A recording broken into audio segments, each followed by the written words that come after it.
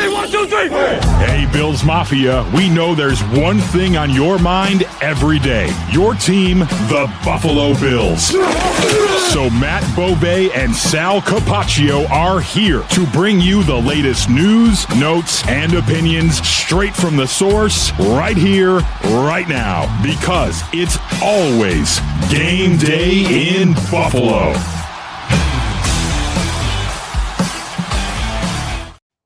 Our yearly trek about half hour south of Buffalo down in Irving. We are live here at Signal's gas station. Welcome into It's Always Game Day in Buffalo. Customer Appreciation Day down here. There's a ton of people. They're getting some free giveaways. There's great discounts on gas. There's a bunch of stuff going on. Free Paula's Donuts. Oh, my God. I mean, really, what else do you need? Didn't you say while we're doing this podcast, it's 25 cents off a gallon? An extra 25 cents off their already low gallon. I mean, its price is $3.89. It's listed. So that's $3.64 mental math? And that's only till 3 p.m. though, Matt. Because we are live right now. If you're obviously listening on the record, it's not going to be happening then, but it's always they always got great prices.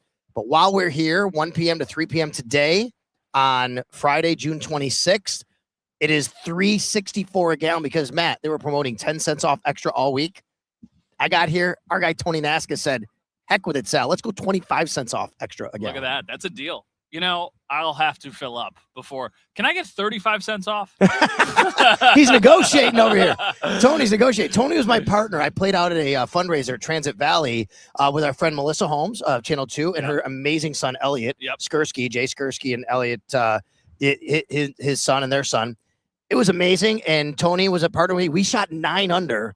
We're just off the lead, but the 12-year-old carried us. He's very good at golf, and that's very cool because he's going to continue to get better. So, yeah, shout out to Jay and Melissa's son there. And, yeah, it's cool to be out here today. As I was driving down, I was passing the sign that said Eden as I was driving down. And when I see the Eden sign, the thing that I immediately think of is Alex Iafallo, the hockey player. Yeah.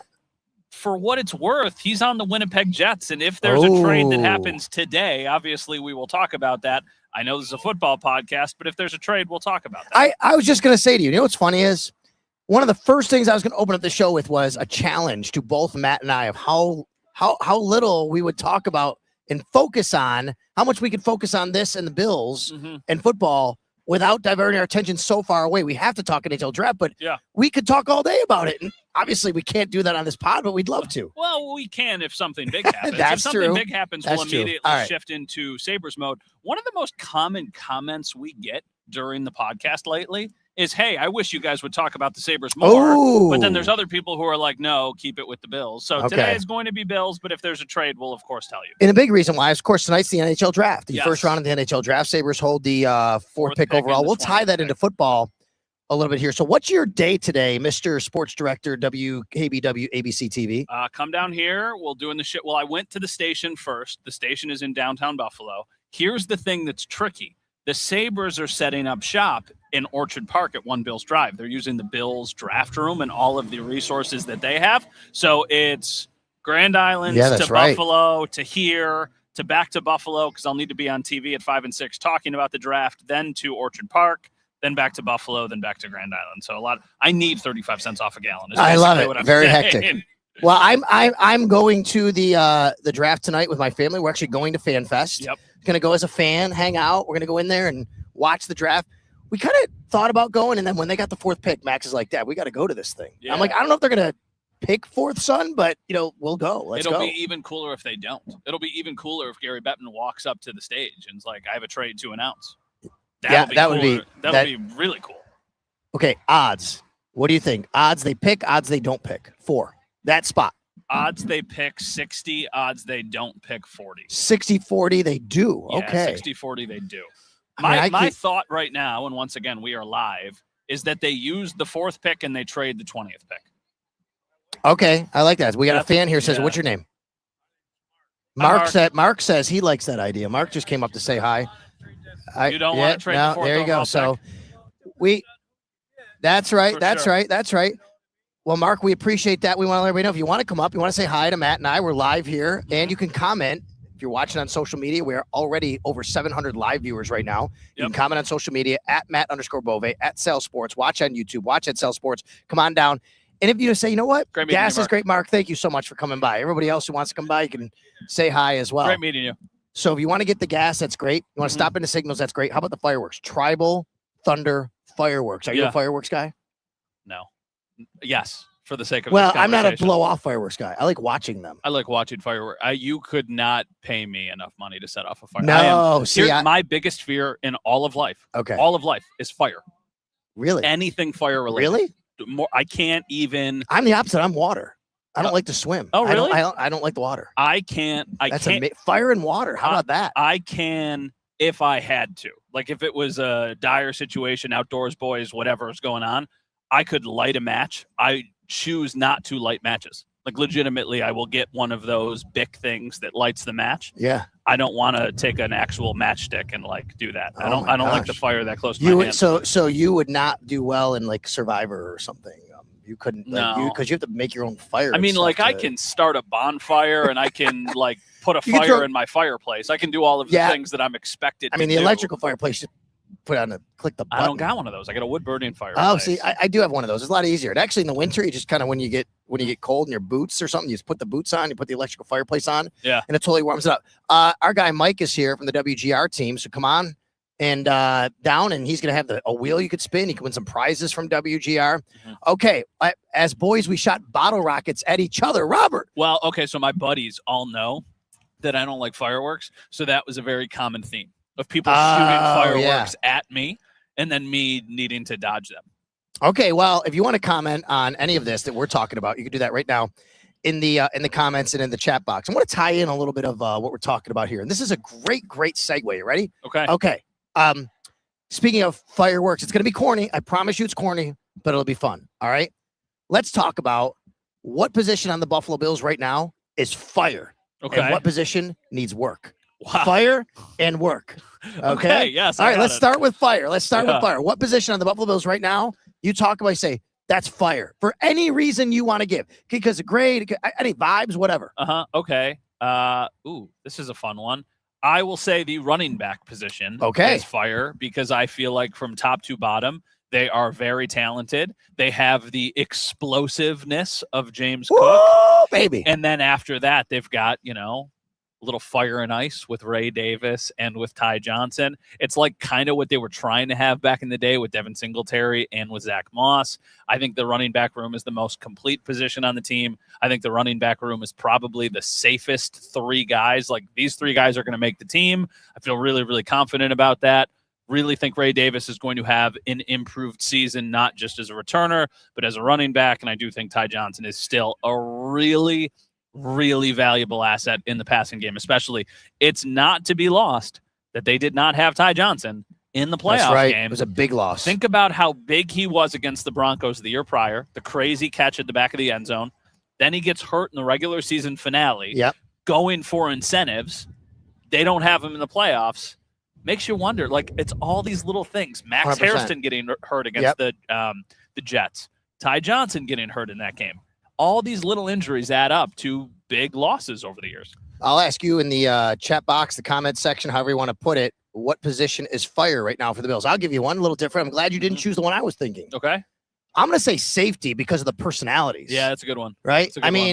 Think about C.J. Gardner-Johnson and the talk of, like, he's a big talker, and he's out there. We could hear him. He's super loud. He's loud like fireworks, right? You want to hear C.J. Gardner-Johnson. You don't even need to see him. You're going to hear him on the field. I love that. What Cole Bishop did last year, his ascension, I think that is fire to think about. What they're building at safety, what they could have at safety, and then behind them, I think Jalen Kilgore could be a really fun player, and he's been playing safety, right? Yeah. So I think fire right now is the safety position for the Bills. I think could be really, really good, but I love the vibes of that position right now. How does Jalen Kilgore get on the field this year? Because he seems big like nickel. A player. Yeah, is that probably the case? Big nickel. I think D. Alford he's a smaller guy. He's athletic. He's a fun player to talk about, Jalen Kilgore, because after he fell in the draft, a lot of people considered that to be one of the steals of the entire draft. They killed it, at least from what we think, early in day 3. Yeah, I agree. Caleb Elarmzor, with Skylar Bell, with Jalen Kilgore. These were all players that people were super, super high on. I still am really high on Caleb Elarmzor. I think there's a chance he wins a linebacker spot, like a starting linebacker spot. But Jalen Kilgore is another fun name to keep an eye on. I like it. We have So that's the fire. That's the fire. Let's talk about the work. What position on the Bills still needs work right now on June 26th? Isn't there like a really easy, obvious answer? Really easy, obvious. Mine's wide receiver. Okay, well, maybe. Right? I don't know. I think they feel pretty good about it. Sure, they feel pretty good about it. I think there's other areas that could use more work. I still think the outside corner position needs more work. Oh, I disagree with that substantially. Because you're the one that said they should sign Trey White. Yeah, but that's because he would be their fourth corner. I still think that there's work to be done with the guys who are actually going to play. I love this debate. And also, it's not a bone to pick with you, but I listened to WGR in the mornings. Okay. I go on my run, I listen to the show. I love it. And you were on the other day, and you were talking about Davison Igbinosun and like idea that he could like earn playing time. You didn't say he was going to win. I said what I said was I don't think he could win the starting job right away. I think maybe you talk about November if he's getting there, but that's got to be Max Hairston falling down. That would be a catastrophe. That would be a huge problem. Because I know you could go back to the like Kyer Elam, Christian Benford. Christian Benford won the job as much as Max Hairston is an ascending player. I agree with you. So I don't think your bone should be with me. The bone is the overall concept, which is actually more of Jeremy and Joe. That's probably more of what it is. Bulldog really believes, like our afternoon show host WGR, like he believes they drafted this kid to play. Yeah, it's not that I disagree with the idea. That would be bad. I agree with you. Yeah, I'm a Max Hairston supporter on this. I think the only reason they drafted Igbinosun is because they like the player and because cornerback has burned them in years past. That is why I think they drafted Igbinosun. I don't think wide receiver the only work wide receiver might need is at the very bottom. And I think that's 5 maybe, but I think your fourth.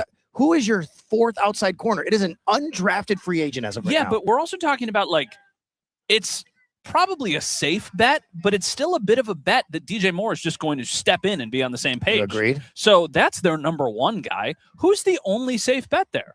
Khalil Shakir. That's really the only safe bet. So that to me is why it's like, okay, the position as a whole needs work just because I think we're all assuming DJ Moore is going to be a nice fit. I am. But it's no guarantee. It's a good one.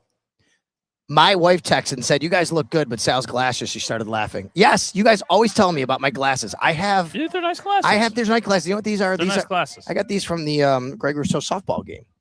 Did you? Players and the staff, we got nice glasses. And and they kind of fit like some of the things we wear for baseball, so I was wearing them. But if I did not wear glasses right now, I'd be squinting this whole time. I just can't take that. Mm-hmm. That's why I was surprised. You don't have a problem with that at all.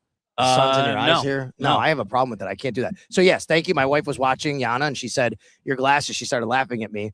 Maybe you guys can see the reflection, but that's the comment. One of them I get all the time. Okay. That was Fire and Works. And we got Tribal Thunder Fireworks here. Yep. 4th of July celebration out here at Signals.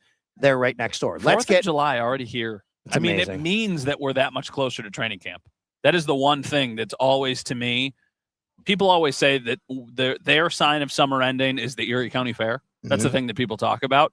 For me, it's usually the 4th of July, just because then we're only a couple weeks away from training camp. That's how I always envision it in my head of like training camp going on. Wait, really? Is this that's what you want? This is what Mark or that's what's happening? This is what. Oh, okay. Mark is making a prediction here. We're like, wait a minute, wait. Scared me, Mark. Mark is making a prediction. All right. Mark says get Jason Robertson and pay him 13. We'll see. We'll see if he would want to do that. Mark, if that happens, we heard it here first. We heard it from you first. All right. We talked about Tribal Thunder Fireworks. Now let's get to another sponsor, the place where we're at, Signals Gas Station. Are you ready for this next really fun one, corny one? I don't know what you want to call it. Okay. That's what I came up with. You ready? Yep. What player, Matt Bove, will be stepping on the gas this year and accelerating his career with the Buffalo Bills? Okay. Is this an existing player or a rookie who could make an impact? Anybody. You're like, you know what? You're going to see this guy. We're going to be talking about him. Man, he really hit the gas pedal this year. Cole Bishop again. Cole Bishop is my answer. I think Cole Bishop is an ascending player who has a chance to, at the end of this year, be one of the Bills' top 5 or 6 players. I think right now it's pretty comfortably like Josh Allen, James Cook, probably the tackles. They would probably be the top guys. I think Cole Bishop is going to work his way into that conversation. It's tough as a safety, but I think with Jim Leonard, I think with what we saw last year and with the addition of C.J. Gardner-Johnson, the sky is the limit for Cole Bishop. Like, I truly feel that way. If he stays healthy, if he stays on the field, I feel like he's going to be a player we're talking about, like, locking up to a long-term contract, keeping that guy in Buffalo for a long, long time. I love the answer. Mm-hmm.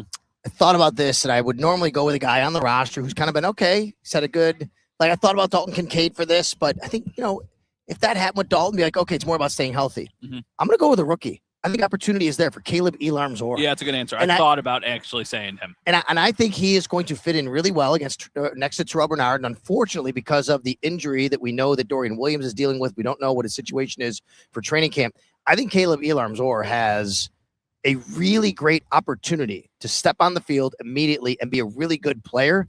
And let's remember, this defensive coordinator, this GM altogether drafted him. This is not a holdover from another draft pick, from another regime. This is not a Sean McDermott pick per se. This is a guy they identified, they brought in. Obviously, they've moved on from Matt Milano. Yep. We know that they have brought for in. Sure.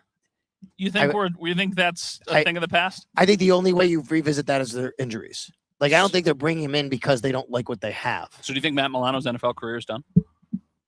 I think Matt plays because of injury somewhere this year. Like, I think that's like a kind of guy some team calls up. I don't know. It's a good question. But it feels like to me that they've kind of said, okay, we are transitioning to this younger player, and that's Caleb Elam-Zor. Unfortunately, due to Dorian Williams' injury, he gets more opportunity, but he is getting that opportunity, and I think he pushes through that door, steps on the gas, and accelerates quickly. I think it's a good answer just because I do think Caleb Elam-Zor has all of the attributes that they are looking for, and I think that he will have an opportunity to play. The lack of clarity with the Dorian Williams injury, it's not overly concerning yet because we haven't even made it to camp. But if we get to camp and he's not there, that's when you start to think like, okay, like it's going to be Terrell Bernard and Caleb Elam-Zor. And that's a lot to expect for just a day 3 draft pick to immediately step in and play. It reminds me of another question that I'll ask you related to this. We want to thank, though. All right. Sal's ready for a fly ball. That's right. I got the glasses on. Thank you, Guarino, 24J. We got AC Man in here as part of the bullpen on WGR as well. Buffalo Beetle, Paul Pio, it looks like. Yeah, he says, I'm praying Max is the standout ascending player for there you us, go. Which I think is a good answer. Ross Smith. We got Robert Baker. Thank you so much. That's a cool comment. Pretty cool to see signals. It's been about 8 years. I live in Cheyenne, Wyoming. Yes. Now. Oh, cool. Thanks for watching from Cheyenne. Wyoming is like very high on my list of places that I need to get to. Oh, okay. I have relatives in Cody, Wyoming, actually. Okay, do you really? Yeah, I've never been out there though, but they live there. I've not been out there. Get to Wyoming. I probably should. They own a campground, I think, out there too. And I'm not like a big campy person. I'll go camping, but I usually glamp. I don't camp. When the Buffalo Bills win the Super Bowl and Josh Allen wins the Super Bowl, I will do a trip to Firebaugh and to Wyoming for that'll be like the Josh Allen origin story. I think there's a case to be made that if Josh wins the Super Bowl with the Buffalo Bills, he's the most important athlete in the history of Buffalo sports. 100%. No doubt about it. So maybe one day. On this topic we were just talking about, I brought up Caleb Elam-Zor. All right. Just from the Buffalo Bills perspective, who has the best chance at, I'm not going to say like NFL Rookie of the Year, but at the end of the year, you see who is the best Buffalo Bills Rookie of the Year? Do you think that's Caleb Elam-Zor? Is that Skylar Bell? Is that TJ Parker? I think it's probably Elam-Zor, because I think he's got the clearest path to actually playing meaningful snaps. The fun pick would be Skylar Bell, like if he turns into something, but I am still thinking he's pretty clearly the 4th guy at best on the depth chart. Everything they've showed us during this OTA mandatory minicamp phase is that they're still in on Keon. I think that every time they're in an 11, not every time, but most of the time, if they're in like a base 11 personnel offense, it's going to be DJ Moore, Khalil Shakir, and Keon Coleman. So I think Skylar Bell is basically the 4th guy. Maybe he gets some snaps at Z. Maybe they line him up inside a little bit. I just don't think he's going to be impactful enough to actually put up numbers that would get recognized. Right. That doesn't mean he can't be. But helpful. Caleb Elam-Zor could literally wind up with 100 tackles. Yeah. You know what? If he starts, he plays. I mean, that's not outside the range of possibilities. You know what the best case for Skylar Bell is? And this isn't a long-term projection. You remember how impactful Gabe Davis was as a rookie, as their 4th wide receiver? he did not get a bunch of love outside of Buffalo, but made some really big catches for them when it mattered the most. There was the Miami game in week 2 where he made a great touchdown catch on a really tough ball. Then obviously they get to the playoffs, and he was unbelievable in those playoffs in that game. So in those 2 games between the Colts and the Ravens? Yeah, the Colts. Yeah. All those catches on the sideline. Oh yeah. In his rookie season. Yes. So I think that would be like the best case scenario for Skylar Bell. Sorry, I was just taking a look here. I saw something about Jordan Binnington. I actually met Jordan Binnington last night. I was at an event in Buffalo. It was a card collecting event, and NHLPA was involved, so we got invited. My son's a big card collector, and Jordan Binnington was there. And I'm thinking, I looked at Max, I go, that dude literally could get traded while we're sitting here. Yes. Right? Yeah. And what's funny is he could get traded to the Buffalo Sabres while he was sitting in Buffalo. Here's what Jeremy Rutherford just tweeted about Very in the loop Blues reporter. Anything can change, but I'm of the belief Binnington will start the season with the Blues. It's unlikely he'll get another contract in St. Louis. Being motivated for a bounce back year wouldn't yield a return that would make it worth breaking up a tandem going into the season. So what's funny is we were at FanFest in New York City, Fanatics Fest, when Kevin Durant was traded. He was on stage. I remember seeing that clip. He was on stage. We were there. I remember seeing that clip. It was unbelievable. Was he getting interviewed by like Kay Adams or something? He got traded while he's being interviewed like that. Like you and I are talking. What's interesting is sometimes they know, right? Like sometimes these guys have a heads up. Other times they don't. And they just find out on Twitter. If somebody's trying to get in contact with them and the agent doesn't answer or whatever's going on, like sometimes they just find out like we find out. And then, who else was there last night? Who was just traded last week? Joseph Wall. Oh, okay. He's a big collector, by the way. Oh, that's cool. He loves it. It was really cool watching some of these guys, talk about their own cards and stuff. But Wall was there, and I said, dude, you just got moved, right? He's like, yeah, I went to Philly. I'm like, well, did you know? He's like, nope. Didn't know it was coming. Crazy. As you just said, sometimes they know. He didn't know it was coming, so he's now the goalie in Philly. Real quick, you were talking about the opener. What year, though? What are you talking about? What game was it? Catches on the sidelines, you said? Colts. The COVID year. That was Gabe's rookie season. In week 2 of that season, they played against the Dolphins on the road. Yes. And Gabe had a really impressive catch in the fourth quarter to give the Bills the lead. Okay. That was the first time that Josh threw for 400 yards. Remember the week before? The week before he threw for 300. That's right. And that was the whole thing. Is like Josh Allen's never thrown for 300 yards. Yep. He did it in week 1, and then he followed it up in week 2 with a 400-yard performance against Miami. He had a great deep ball in that game to John Brown. Diggs had some nice catches in the game. That was a weird, not to go too far back. That was the COVID year, so we were not traveling to cover games. Yes, I was watching those games from Channel 7. We weren't even calling them on the road in the radio. And I don't know, watching from the radio booth in Buffalo. I don't know if you remember, but CBS had an outage during the Dolphins game. So Stephon Diggs' first touchdown catch as a Bill, nobody saw. It's just only the video from the sideline of the teams because the broadcast was not going over the air. Do you know what I remember about that? I'm gonna try and find the tweet. I don't have it. After that game, I tweeted, that is it. There's no more debate. I don't care who tells you otherwise because they didn't like him or they see one bad throw. The Bills have their franchise quarterback. Stop with anybody who basically says that they don't anymore. That was an unbelievable start because they had those 2 games where they looked very good. And then do you remember what the next week was? Here's some fun trivia. The next week was at home against was that home? Yes. Hold on. Week 3? Yep. It wasn't the Commanders. It was a different year. That's a different year. Right? It wasn't oh man, I should know this and I don't because he didn't throw. Oh, was that the Rams? It was the Rams. It was the Rams. They came back. They were down big and they came back. No, they were up big. Lost they blew the lead. it, and then they scored on the Tyler final. Kroft. Tyler Kroft. Yes, exactly. Right. That start to the year, that offense was so damn good. That offense, I always say, if you had the 2020 offense and the 2019 defense, that team wins multiple Super Bowls. But they just never could replicate how good that defense was and how consistent they were from 2019, and they couldn't get that same. They were so explosive. They threw the ball so much in that season. It was so much fun. Okay, so it's a great segue into my next sponsor. We brought free Paula's Donuts here today. Actually, donut holes. Come on down here. Signals on Southwestern Boulevard in Irving. Got gas, got fireworks. We're talking about it. All right. In honor of Paula's Donuts being here, I'm going to ask you to take a look at the Bills' 2026 schedule. What's the best chance they have of pitching a donut, pitching a shutout? Oh, Ooh, here's the schedule. I just brought it up on the screen. The best chance is probably week 10 against the Jets or week 18 against the Jets. I don't know what the Jets are going to be. This also speaks volumes to how good and difficult the schedule is. Yes, the schedule is so hard. I think their best chance might be week 11 against the Miami Dolphins. Yeah, and that one is in Buffalo, so I guess I would think that too.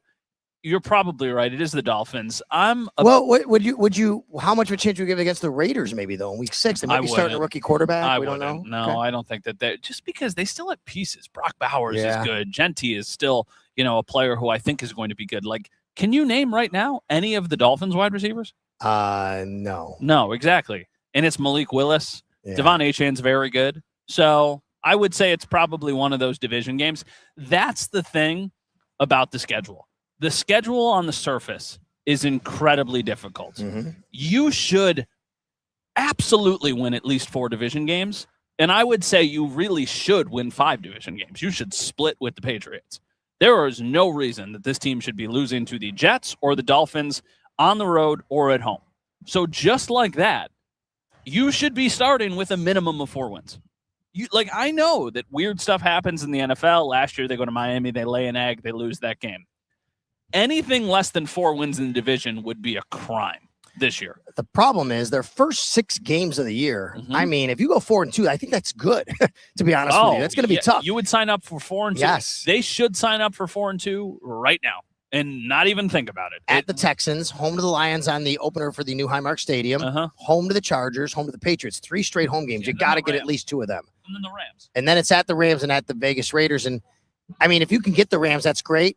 And then you hope, you think you're going to get the Raiders, but you got to at least split there. There's no doubt about it. To me, you got to split those. That's 1-1. You got to get 2 out of the 3 against the Lions, Chargers, and Patriots.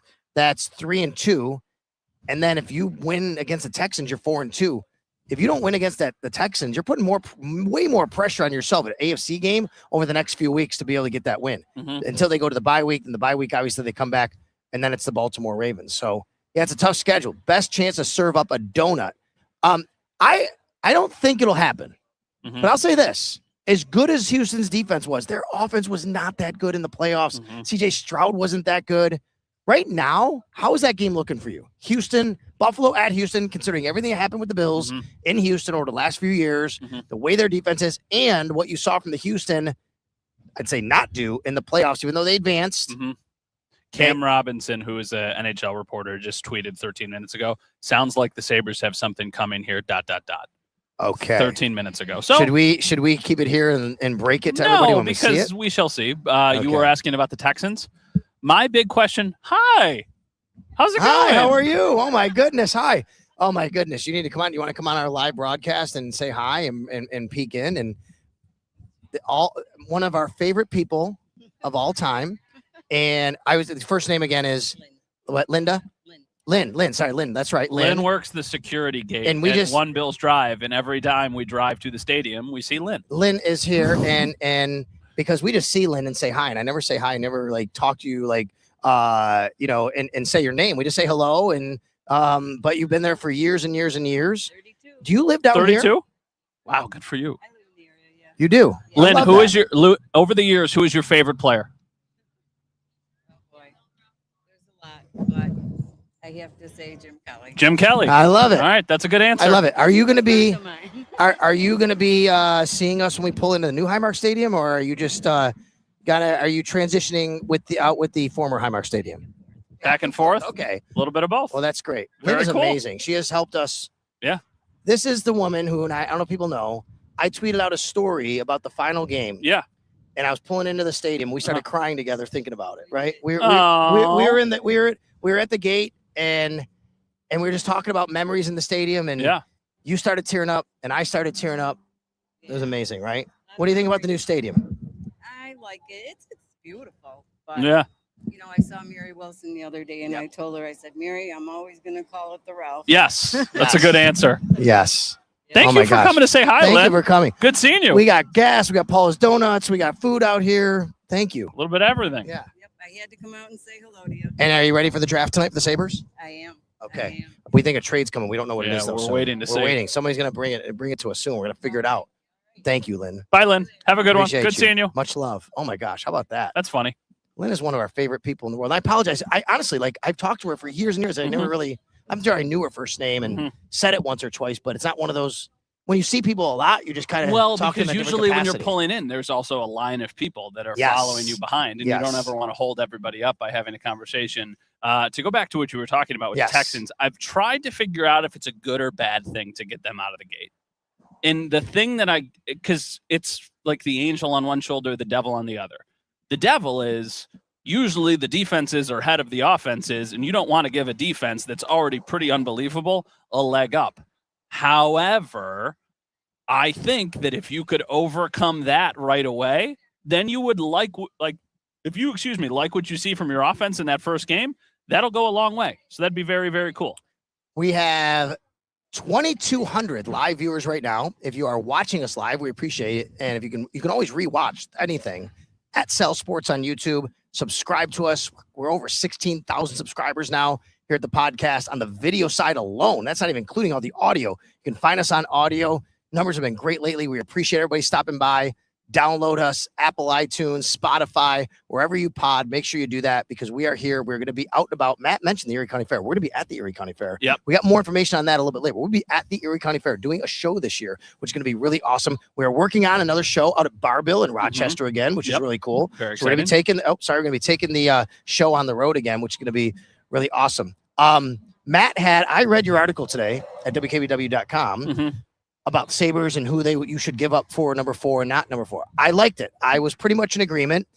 Which one? But Hellebuck, you said was yes or no. It was a no, right? It was a no. For no. The 4th don't give up overall 4. pick. But if they were getting back the 8th pick, then that would absolutely be something I would be interested in. I actually posted a video this morning that I did have a bit of a change of heart. Full disclosure, I was thinking about it. It was top of mind because I was listening to the 32 Thoughts podcast with Elliot Friedman. And Kyle, but Elliot. Yes. I wanted to hear what Elliot was saying. And I was thinking about Connor Hellebuck a little bit. And while I was on my run, I was like, you know what? If they had just good goaltending, that would cover up some of the other problems that they might have. The question you have to ask is are the Sabres one elite goaltender away from winning the Stanley Cup? Do you think the answer is yes? It could be. I don't. I don't think they're one elite goaltender away from winning the Stanley Cup. But what I do think is that in the regular season last year, the goaltending was very good. In the playoffs, it was average to below average.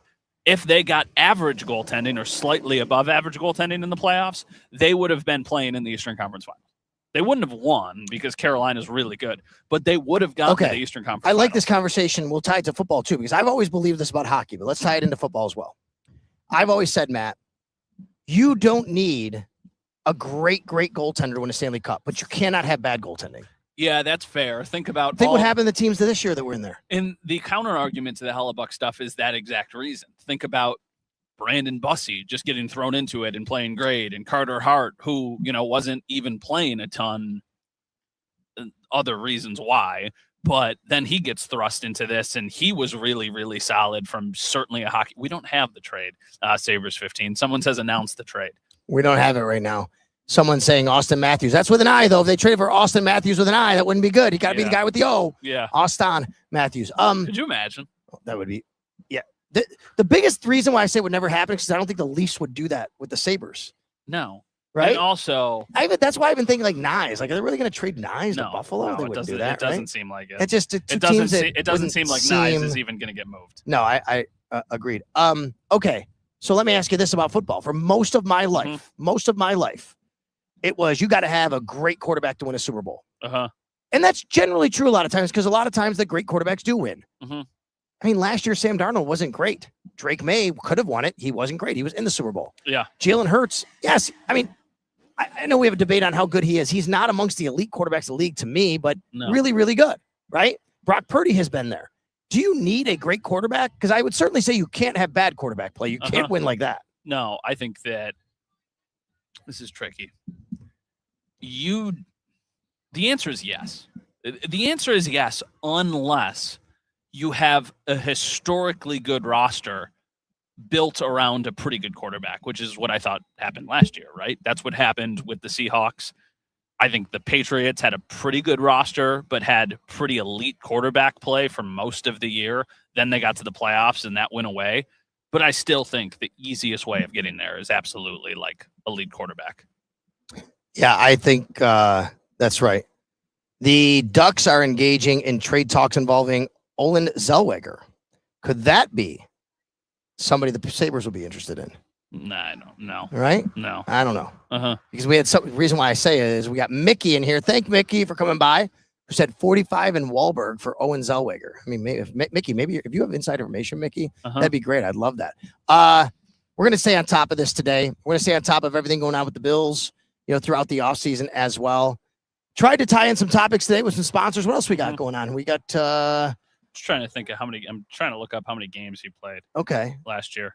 Well, listen, in the meantime, folks, down here at Southwestern Boulevard, at Signals in Irving on Southwestern Boulevard, and you can come down here and get $3.64 a gallon of gas while we're here until 3 p.m. I say that because we are live right now. If you're watching us on X, on YouTube, at Sale Sports, at Matt_Bove, you still have 45 minutes or so to take advantage of the extra 25 cents off a gallon, $3.64. Take advantage of the free Paula's Donuts that's here. Come on out. They're having their Customer Appreciation Day. The sun is shining as well. This weekend, you got the draft tonight. That's the big night. It's not like the NFL draft. Are you covering? Are you all in draft all weekend? Yeah, what are you definitely. doing? He played a lot of games last year. He's a player. He was at Owens. Oh yeah, Zellweger's He, I know he was a pretty high pick. He was an early second round pick a couple of years ago. Played 76 games last year, 62 the year before. If this was the Sabres, this would be their guy to fill probably the gap next to Power. I'm assuming. I think I'm really interested to see what the return on that would be, though. There's no way that's 4. There's absolutely zero chance unless there was like a billion other pieces involved. And I think 20 might be a bit too rich for that as well. What is more valuable?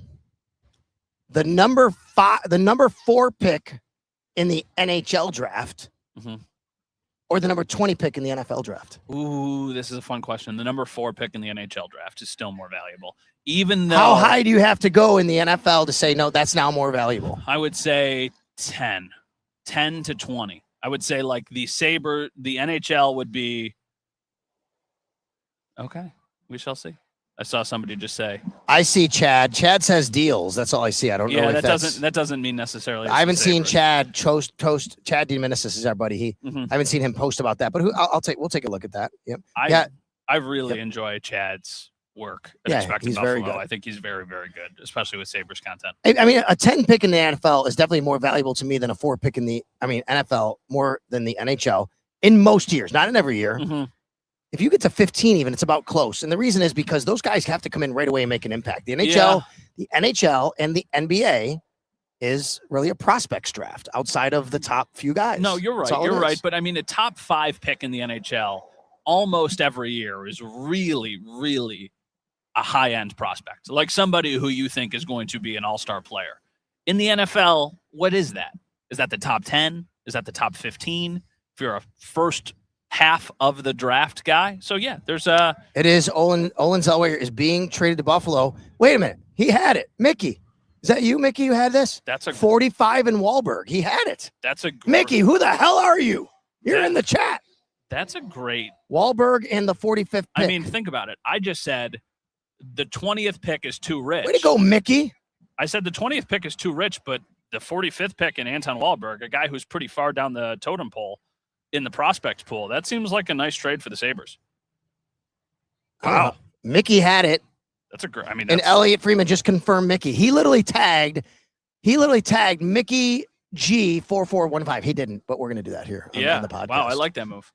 You like it? Cool. Elliot Friedman. Yeah, because I mean, I think that I don't even know. Is he left shot or right shot? He's left. He's a lefty, but still, Bowen Byram was also a lefty, and And Wahlberg was never going to really play here. Well, think about how far down the totem pole he has kind of become with the other prospects and forwards that they have. So I like that move for the Sabres a lot. Okay, and Chad does too. And we just talked about how much we like Chad. We got WGR here. Come on by, spin the wheel, grab some prizes, giveaways, grab some Paula's Donuts for free, donut holes. It's going to be 25 cents off a gallon.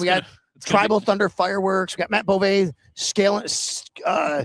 searching Twitter for what's going on. It's going to be Olin playing with Owen. I know. That's going to be such a pain in the butt to keep track of. Olin and Owen. Is it spelled like Renee Zellweger? I have to look. Remember her? She was actress Renee Zellweger. Spelled like that? I remember the name. Okay. I don't remember. I'm too old. I don't remember much more than that. Mickey said he's just a guy who was scrolling around. But Mickey, you did a good job. We appreciate that. Thank you so many people who stopped by. We had Mark stop by, a fan. We had Lynn stop by from 2,500 security. people, live viewers for the middle of the day. And the Sabres have officially made the announcement. Very, very cool. Yeah, for middle of the day, 2,500. Thank you. Super cool. Really. So you want to know, like how the sausage is made a little bit? So the Sabres have just made this trade. So my next order of business when we're done here is actually going to be sending an email to ESPN and asking for video of him. And then they will get that video from TSN. So then when I go on TV in a couple hours, the focus for the general news audience will still be what are they going to do with the 4th overall pick? And then there will be a soundbite, a little clip from Jarmo Kekalainen talking about that. And then after that, I'll be like, oh, by the way, the Sabres actually made a move a couple hours ago. This is who they added. This is what you can expect. I like this move for the Sabres. NHL draft 2 hours away. A lot of things that they can do. We shall see. So, yeah, that's how it's going to happen. I am going to jump off this podcast. We're going to end it here. And I got to go live with Brad Ryder at 2:30 p.m., who's on WGR right now. Oh, very cool. If he still wants me, he might be talking about this trade. But we were going to talk a little bit about what happened, what's going on with the Bills leading into the draft tonight. He was at the card event I was at last night. So we're going to do that as well. Matt? He's in the 99th percentile for speed bursts in the NHL. I love this. We're live on the air here. You got a wedding this weekend, too. Or no? Yeah. Shout out to my wife's cousin, Caroline, who is getting married tomorrow to Steve. So shout out to Caroline and Steve.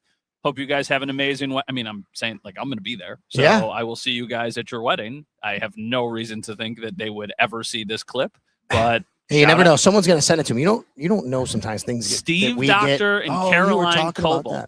Okay. Steve. You know what else? Steve's uncle was a player for the Bills. Oh, really? Yeah. Wait, Sean Doctor? Must have been. Yeah. There's a Sean Doctor that grew up in Orchard Park that played for the Bills. That would be his uncle. That's pretty amazing. I have a friend who knows him. Anyway, you know what we need to do? You want to hear another funny one? I got it. Yeah. Okay. I got one for you before you get out of here. I can't forget. Actually, I'm not going to say the other one. You sure? Yeah, I don't know if it's like too much family stuff, so I'm not going to. Okay. Yeah. I think we have to make sure that we say thank you and great job to everybody involved for the Ride for Roswell this weekend. Yes, absolutely. What an incredible cause. It is an incredible cause. They are huge sponsors and partners of us at WGR and Odyssey, the Ride for Roswell. Tomorrow's the ride. Tonight's a big kickoff. I know Jeremy White's involved tonight. I'm going to MC part of the ride tomorrow up on stage over at UB. So if you're in the Ride for Roswell, thank you. So much money raised and donate for great cause and fighting cancer, the Ride for Roswell. And how about the 11-day power play? I went there the other night. One of Max's friends, who's 11-year-old, was playing in it with his dad. And at the time I showed up, it was 560-something goals or 540-something goals going on. So all that's happening right now, and it's super cool. And if you're involved in that out there, just thank you from all of us, because giving back and being a part of really great causes to help other people is what everybody, I think, really should be doing and helping with. My favorite 11-day power play story was that actually the idea for it happened when I was playing hockey every weekend with the group of guys who are kind of like the founding members. One of them is Mike Lesikowski. One of them is our boss, Alan Davis. Yeah, so he was there. So I used to skate with those guys on the weekends. I played in an 11-day power play community shift 3 days before my wedding. Oh my goodness. It was the WGR against the Western New York Media All-Stars game that happens every year. Yes. And on the ice in that game were Andrew Peters and Craig Rivet. I was on the other team. And I went up because I know Peters and Rivet from, skating with those guys occasionally. And a fatal mistake. I was like, guys, I'm getting married this weekend. Don't hurt me, please. Like, my wife will kill me. And then all game, Peters chased me around the ice and was like, I'm going to kill you. I'm going to get you. I'm going to kill you. And that was not a good idea. But I was on a line with Mike Pekka. And I was like, Mike, what am I supposed to do? He goes, skate to the net with your stick on the ice. The first shift of the 3 hours, skated to the net, far post, perfect pass, hits the stick, goes in. And he goes, told you. I love it. Danny Gare was the coach. Oh, and he goes, star power. He goes, you're a quick learner. And I go, I didn't do anything. Literally, just my stick was on the ice. I didn't do anything. Did you see the Twitter account, Andrew Heaters? Yes, of course. Yeah. Right? You know it? And Andrew tweet. I don't know who it is. It could be Andrew himself. I don't know. But I will tell you, it's funny as heck. It's funny as heck. You got to go check it out. And they might have some inside info. Who knows about that? But thank you again. Everybody down here at Signals, Tony Nasca, everybody who's involved with Tribal Thunderworks. Thank you very much to the Paula's Donuts for, bringing free donuts out here today. I actually stopped by on my way down. Great place there. Matt Bove, he's going to be going on TV tonight, covering the Fan Fest and then the draft. I'll be at Fan Fest. Maybe I'll see you there, taking my son down there tonight. Maybe the Sabres pick fourth. Maybe they don't. That's the cool mystery of it. Thank you very much to Mike Robier for producing today's show. We'll talk to you next time on It's Always Game Day in Buffalo.